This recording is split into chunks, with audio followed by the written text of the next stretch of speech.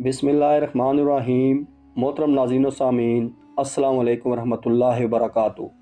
औरतें बिना किसी वजह के क्यों रोती हैं? नाज़रीन, अक्सर ये देखा जाता है कि औरतें बात बात पर रोना शुरू कर देती हैं और वो हर बात पर मुंह छुपा कर रोना शुरू हो जाती हैं।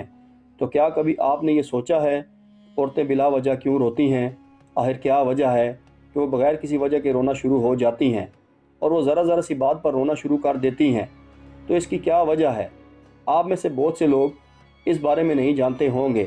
नाजरीन, अक्सर औरतों को घरों में रोते हुए देखा जाता है। उनमें तमाम औरतें शामिल हैं। एक मरतबा एक लड़के ने अपनी वालदा से पूछा कि माँ, आप बिला वजह क्यों रोती हैं? हालांकि कोई ऐसी वजह नहीं होती कि आप रोने लग जाएं, तो आप किस लिए रोती हैं? तो ये बात सुनकर उसकी माँ ने अपने बेटे को हंसते हुए जवाब दिया, क्योंकि मैं एक औरत हूँ। यह सुनकर लड़के ने कहा कि माँ, मैं कुछ समझ नहीं पाया। इससे पहले कि बेटा अपनी पूरी बात करता, माँ ने बेटे को गले लगा लिया और कहा कि बेटे, तुम इस बात को कभी भी समझ नहीं पाओगे। लड़के को उसकी माँ से सवाल का जवाब नहीं मिल पाया, तो वो ये जानने के लिए अपने वालिद के पास गया और अपने वालिद से पूछा कि अब्बा जान, ये औरतें बग़ैर किसी वजह के क्यों रोती हैं? ये ज़रा ज़रा सी बात को लेकर रोने क्यों लग जाती हैं? आखिर इसकी क्या वजह है? तो उसके वालिद ने भी जवाब में यही कहा कि बेटा, वो औरतें हैं, इसलिए वो ऐसे रोती हैं। लड़का अब भी कुछ समझ नहीं पाया और उस लड़के को उसके सवाल का जवाब नहीं मिल रहा था। वो इस बात को लेकर काफ़ी परेशान हो गया, क्योंकि वो कई साल बाद भी कभी इस बात को समझ नहीं पाया कि ये औरतें ज़रा ज़रा सी बात पर रोने क्यों लग जाती हैं।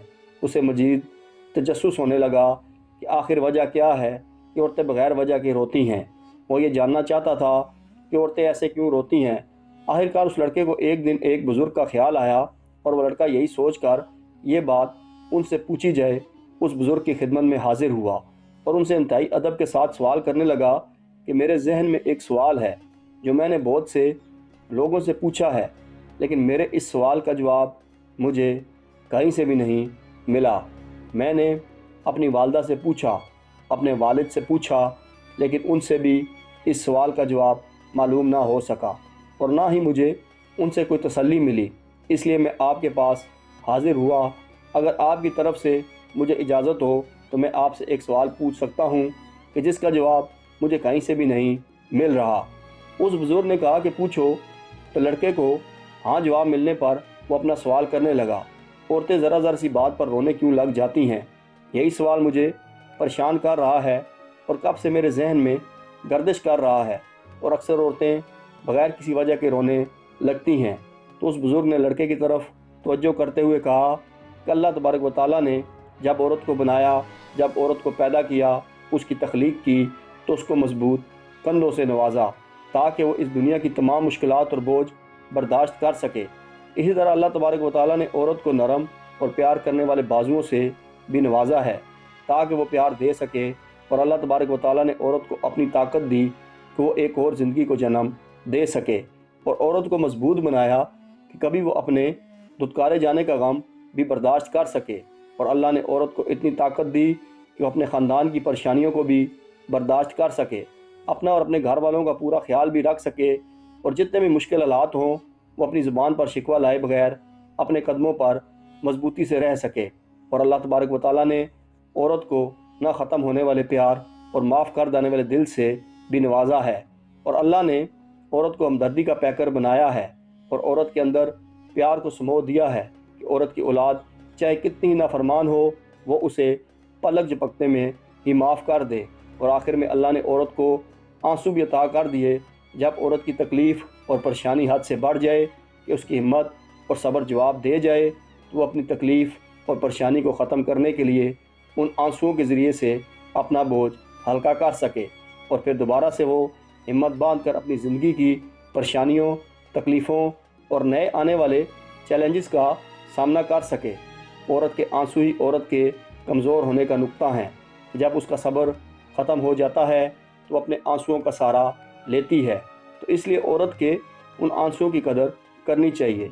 इसलिए मर्दों को चाहिए कि औरत का हर तरह से ख्याल रखें, उनकी इज़्ज़त करें।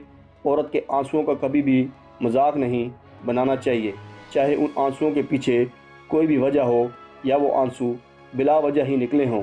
مگر آنسوں کی ہمیشہ قدر کریں جو کہ عورت کی آنکھوں سے نکلے ہوں۔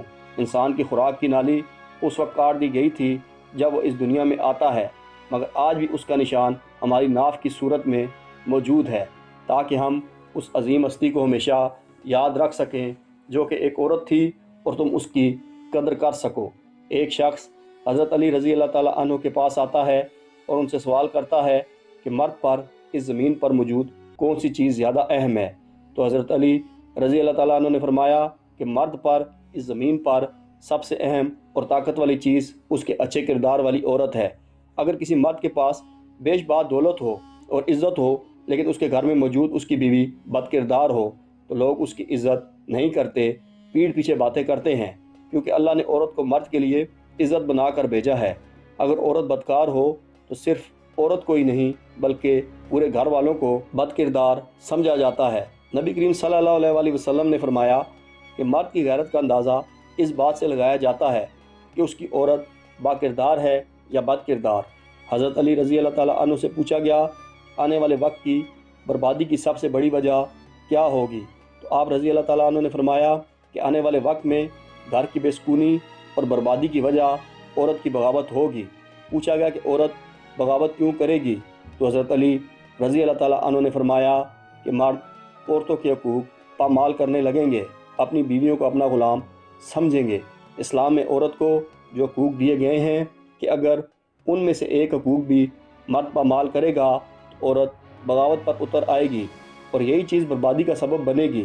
اسلام سے پہلے عورتوں کو زندہ دفن کیا جاتا تھا اور بہت ظلم کیے جاتے تھے، لیکن یہ اسلام ہی ہے جس نے عورت کو عزت کا مقام دیا، اور جو مقام و مرتبہ اسلام نے عورتوں کو دیا ہے وہ کسی اور مذہب میں نہیں ہے۔